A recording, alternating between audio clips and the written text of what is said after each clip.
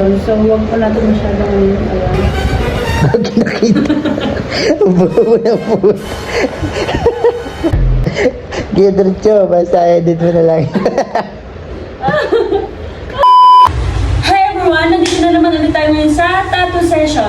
So, Jenica Bravo, your female tattoo artist. So, sa mga gusto po mag-alala ng tattoo, i-PM nyo lang po ako dito sa aking page, Jenica Bravo. At sa mga gusto po magpa-enhance or cover up, i-PM nyo lang po dito si Nerjo Tattoo Artist. So, yun guys, sa mga gusto po mag-walk-in, nandito lang po kami sa Barangay 183 Pasay Villamor Air Base. Ayan po. And sa mga gusto pong magpa-home service at tamad pong lumabas, pwede po kami dyan. At i-PM nyo na po ako dito sa aking page para may schedule po namin kayo. So yun guys, let's go. Tattoo session na po.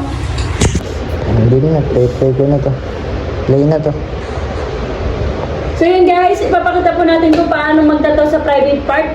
Malapit lang po pala sa private part. Doon po sa may puson ni sir. So yun guys, i-cover up po natin yung kanyang peklat. Tanggalin po muna natin yung kanyang short para syempre hindi po siya mamantsahan. So yun guys, maglalagay po tayo ng tissue sa kanyang malapit sa short. Wait lang po. So yun po, simulan na po natin yung session. Ayan, maririnig nyo. So yun guys. Sir, tanggalin nyo na po yung sarili nyo at aking tarata na pupuson. Masakit po ba, sir? Masakit pero okay lang. Gusto ko yan eh. Okay.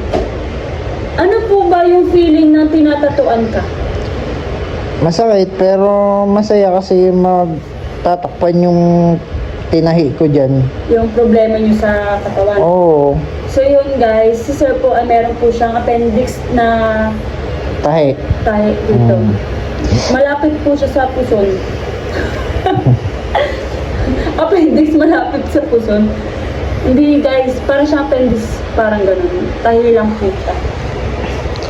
Buti sanay ka magtato ng ganun. Oo naman, sanay ako sa...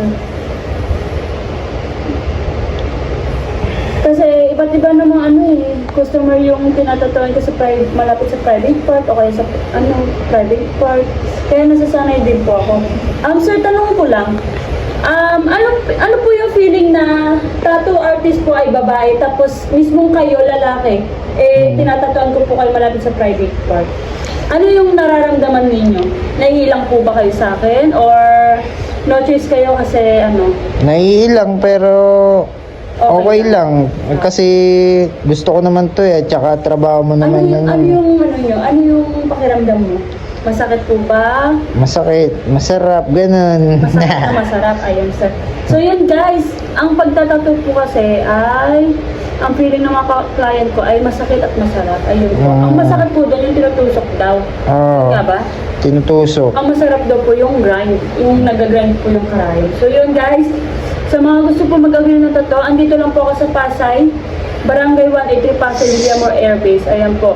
At sa mga gusto nga po pala mag-spice schedule, PM nyo na po dito sa aking page, Jenica Bravo. So yun guys, tapos na po yung ating session.